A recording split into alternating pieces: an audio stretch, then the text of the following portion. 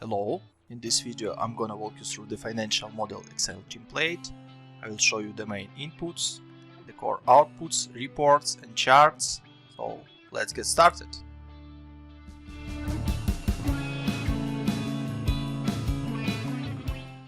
You can set up core revenue drivers and see core financials and charts related to your business.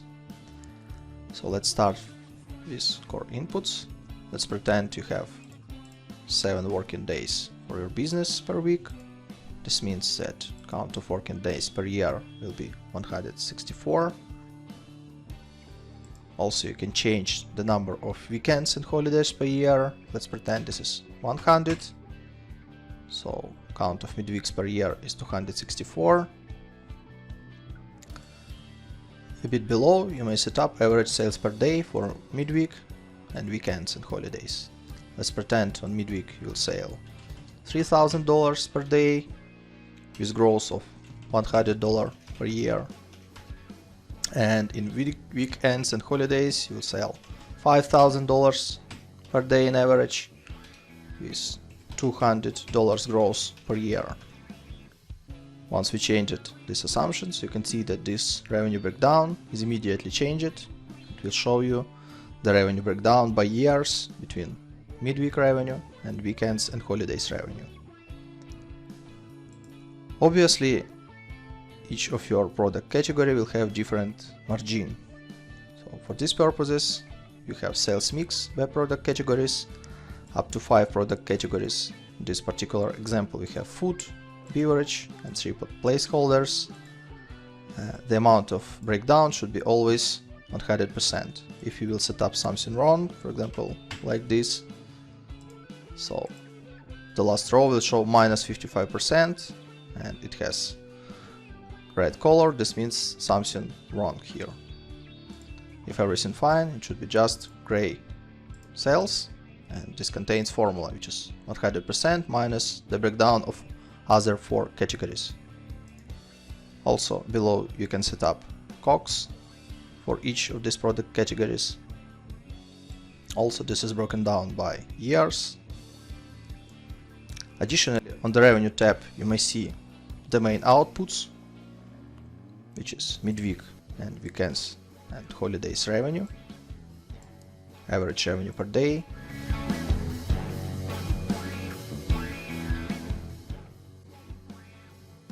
you may set up sales seasonality across the year by months. So 30% means that in January you'll have 130% revenue sales coefficient, in February it will be 80%, in March 100%. So below you may find the average sales per day, which you set up on the dashboard. So this is broken down by midweek, broken down by months, years, you have weekends and holidays sales, and total sales per day in average by months and by years. Once you set up all the wages, expenses, debts and other assumptions related to the model, you may see the profitability output, which consists revenue, EBITDA and EBITDA percentage. You may see the core financials on the dashboard, cash flow breakdown by operating, investing, financing and net cash flow, and cumulative cash flow. Also this is broken down by years and broken down by main cash flow streams: operating cash receipts, operating cash payments, investing cash flow, financing cash flow, and the cash balance.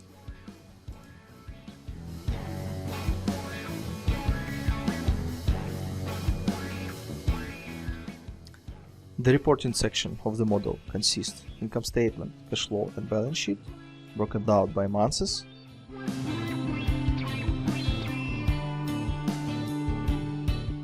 Income statement you may see your revenue, cost of goods sold, margin, all the expenses types, depreciation, interest expense, tax expense, and net profit after tax.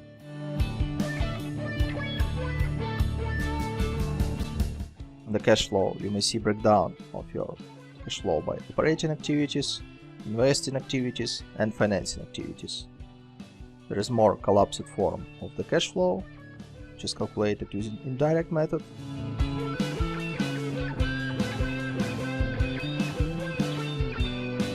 And there is a balance sheet where you may see your cash, current assets, non-current assets, current liabilities, non-current liabilities, and equity, also broken down by months.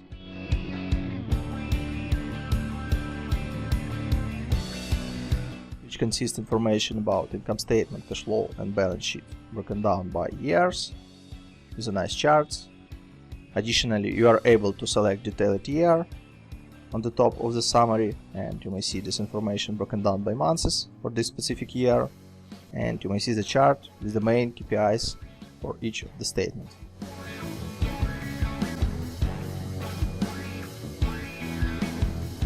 You may see the revenue summary for the main revenue streams broken down by years as an absolute values and as a percentage breakdown.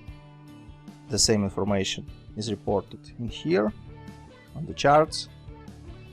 Also, you are able to select specific year and to see the monthly run rate and revenue depth for these revenue streams. On the bottom of top revenue report, you may see the revenue bridge, and you may see the total revenue for the starting year and for the ending year, which you may play using these setups, and you may see the factors of growth of this revenue broken down by revenue streams.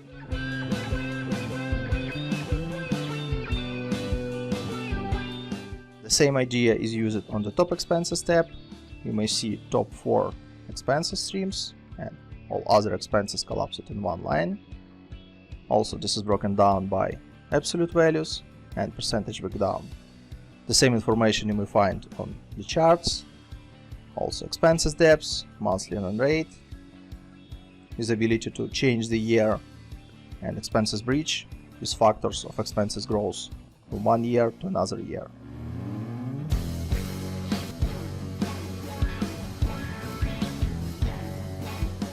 Additionally, there is a valuation tab when you can set up your cost of equity.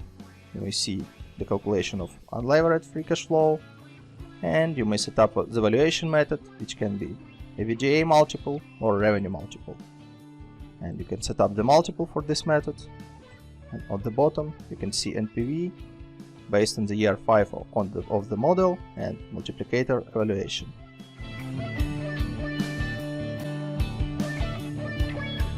On the break-even analysis tab, you may see the calculation of revenue break-even level by years. You may see the actual revenue and net profit after tax, also based on the revenue drivers and expenses drivers. As we may see on this chart, in each year we have calculated revenue which is bigger than revenue break-even level. This means that business in this case is profitable.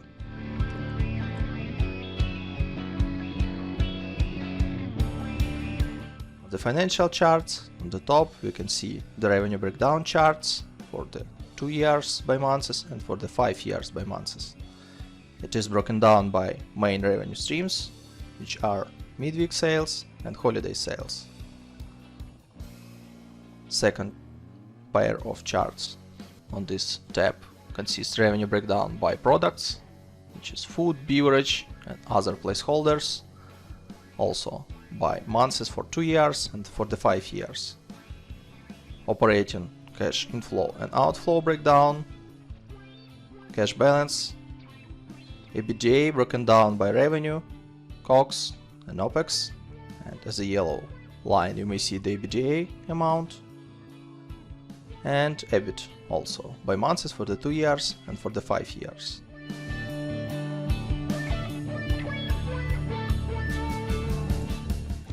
On the operational charts you may see productivity KPIs on the top, which is average revenue per day and average OPEX per day, and workforce productivity KPIs, which is revenue per employee and OPEX per employee, also by months for the 2 years and for the 5 years.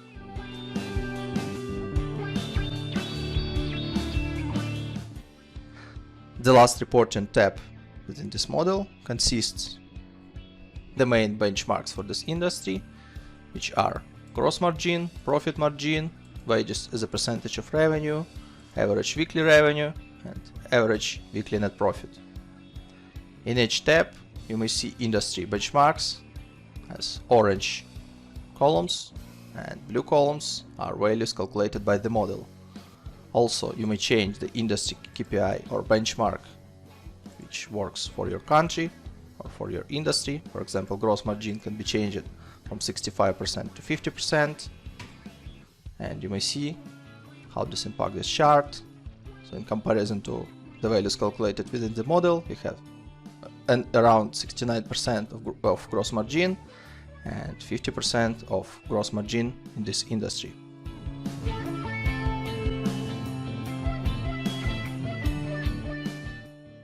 The color coding in the model is very simple.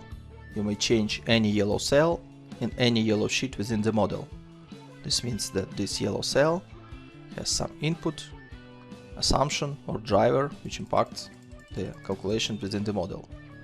Blue sheets means that on these sheets there are some charts, reports and other information which can be useful for reporting purposes. On the tabs without color, you have some extra calculations related to revenue, to debts, equity, inventory and everything which is needed for the reporting. Additionally, you have Contents tab, which allow you to navigate across the model very simple.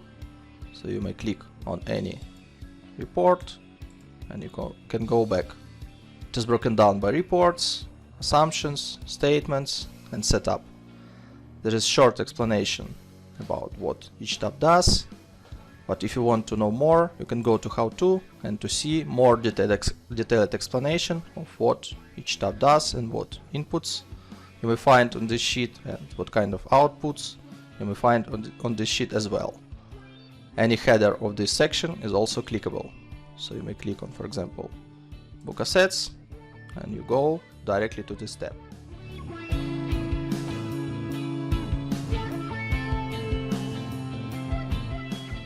On the Wages tab, you can input your headcount by categories, with hire and fire date, with annual salary, with ability to input different number of employees by years, with annual salary rise percentage, with monthly bonus and tax rate. Let me give you a couple of examples. Let it be CFO, which you are going to hire in March 20. You're not going to fire him, so the fire date will be December 24. So annual salary can be $50,000 and this will be one CFO over the time. So you may see one CFO, which is one headcount starting from March till the end of the model, which is December 24. Also you can input 5% of salary growth rate.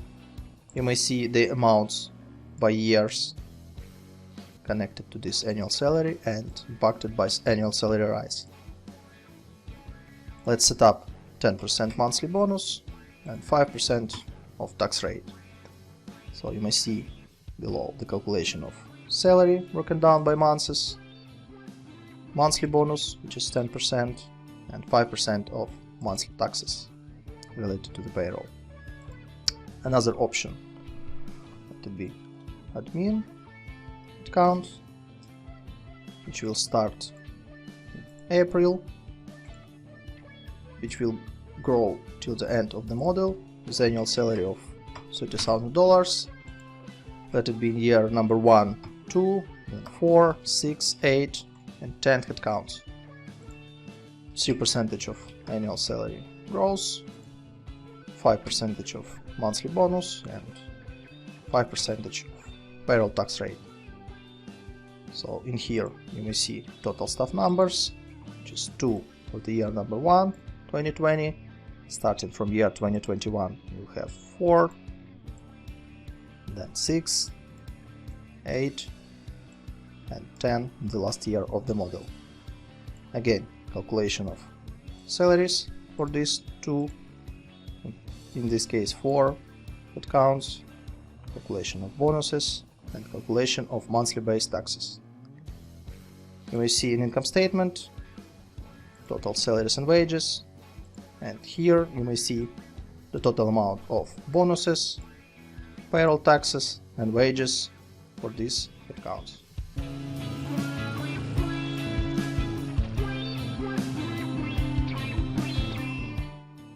On the fixed expenses tab, you may input up to 15 line items for your fixed expenses. Let me show you how it works. For example, you have utilities. You will start pay starting from March 20 till the end of the model, which is December 24. You may see it here. Let's pretend periodicity will be daily with amount of $50 per day. So you may see these amounts in here. It is calculated based on count of days within this month. So obviously in March 20 you have 31 days. That's why you will have 1550. In April you have 30 days. This means this will be $1500. Also, you have ability to input some growth rate year over year. Once you input this growth rate, you will see that your utilities will grow year over year. Let me give you a couple of other expenses types. For example, advertising. Let it start in March and finish in August 24.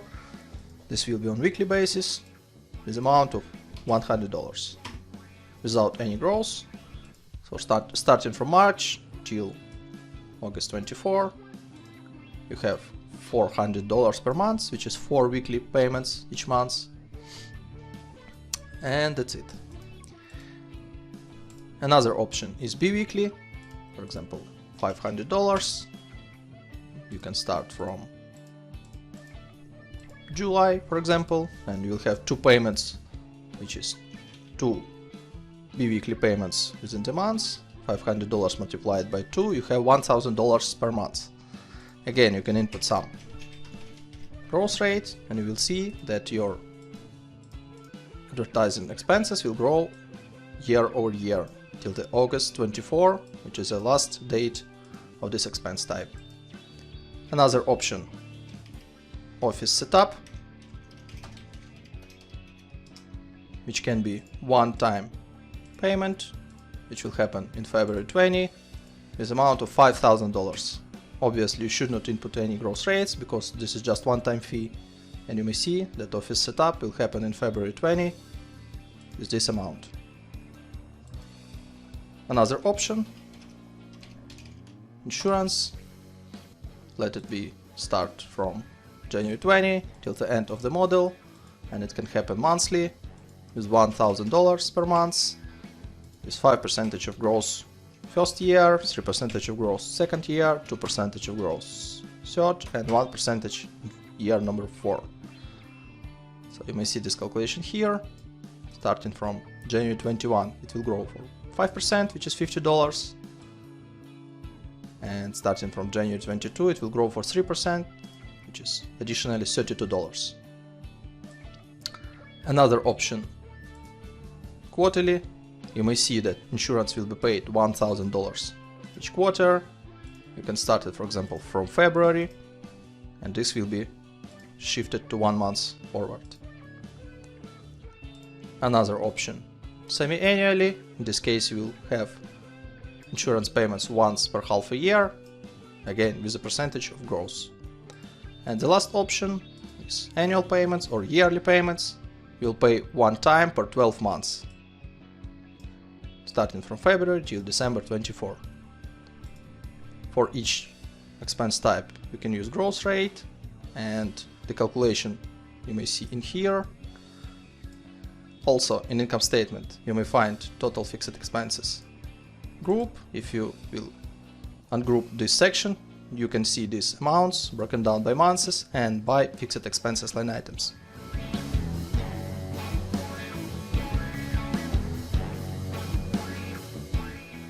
On the variable expenses tab, you can input your variable expenses as a percentage of total revenue. Let me show you how it works. For example, bank fees. And your bank fees is 2.5% of your revenue.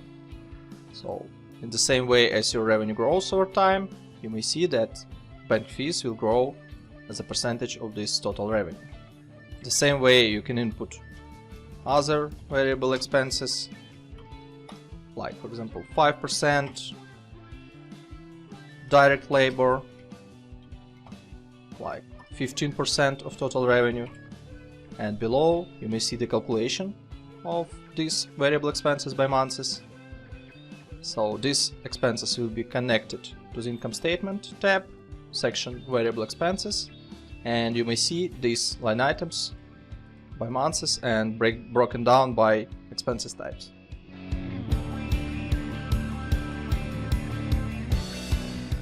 You may input up to 20 development expenses categories. Let me give you a couple of real examples. For example, this will be kitchen and other development expenses. You can input purchase date for each category, for example February and March. You can input spending, $50,000, $10,000 for example. You can also use payment delay feature, which means that if you will select for the kitchen 2 months, you will pay in April for the kitchen, and for example 3 months for other development expenses, which means that you will pay for it in June 20. The total amount of development expenses connected to the assets tab. You may see it here. By default, the useful time for development capex is 5 years, so you may see the calculation of depreciation and closing net book value. You are also able to input up to 6 other assets, for example other capex with launch date, for example June, with 3 years of useful time, with $5,000 cost. You may see the calculation here. So in this tab you have calculation of capital expenditure, book depreciation, and closing net book value. The total amounts you may see in income statement tab, in depreciation section. For the cash flow you can see the fixed assets capital expenditure, and in the balance sheet you may see fixed assets, assets closing book value, and capex prepayments. In case of you will prepay these amounts, and if you will pay in some months after, you will have capex payable. Because you set up 2 and 3 months payment delay, you may see that we have capex payable. I can also remove here or select 0 months. In this case, capex payable will be 0, but you will have just fixed assets amounts broken down by months.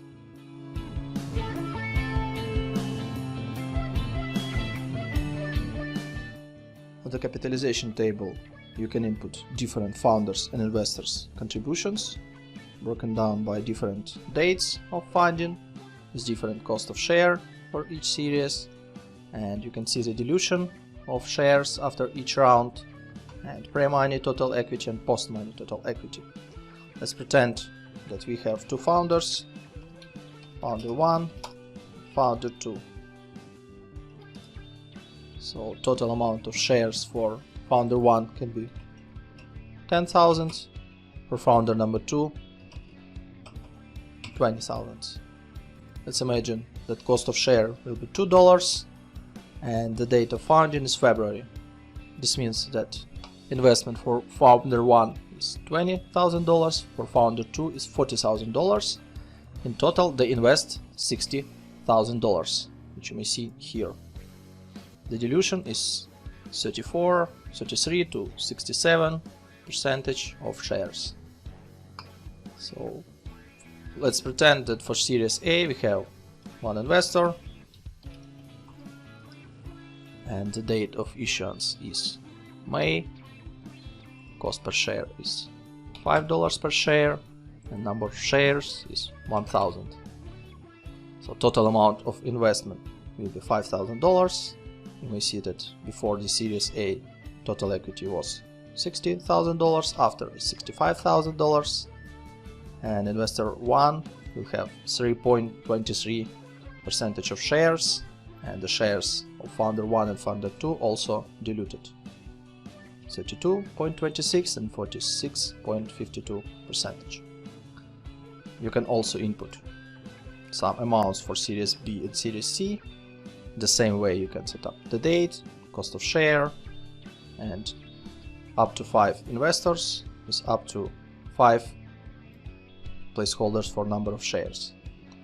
The amounts of funding you may see in the cash flow, in the ordinary equity risings, and you may see the balance sheet, which shows you the total equity by months.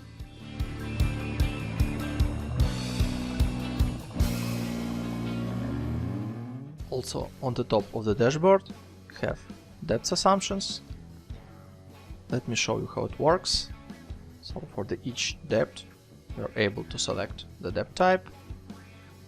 There are 2 debt types in the model, which is annuity and usual. Annuity means that each monthly payment, which consists your debt repayment plus interest expenses, will be equal each month. In case if you will select usual, your main debt repayments will be equal parts and interest will be just interest on the debt's closing balance. Let me give you an example how it works. So you may input an amount of the debt, the launch date, term will be 60 months, and interest can be 5%. You may also input the grant, which is just simple amount, which is paid in some specific months, and that's it. No repayments, no terms in terms of interest. So all the calculations of the debt you may see on the capital tab. Calculations for debt number 1, debt number 2, debt number 3, total debts with grants. These calculations impacts income statement, interest expenses, the cash flow, interest paid, debt drawdowns, debt repayments, and on the balance sheet you have the debt closing balance.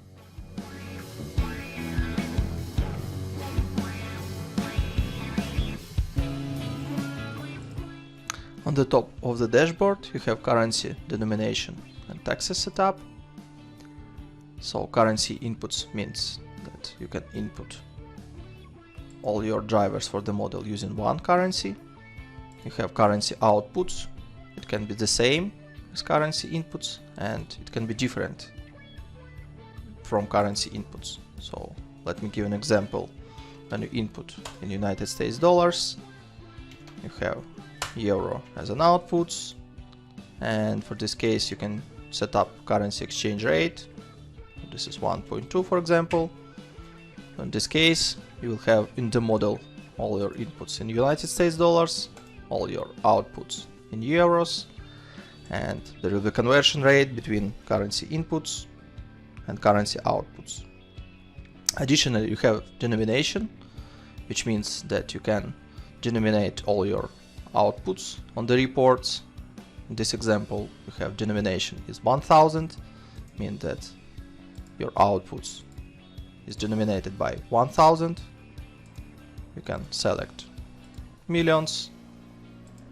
You may see that now it is in $1 million. You can set also billions or without any denomination. Additionally you have corporate tax setup.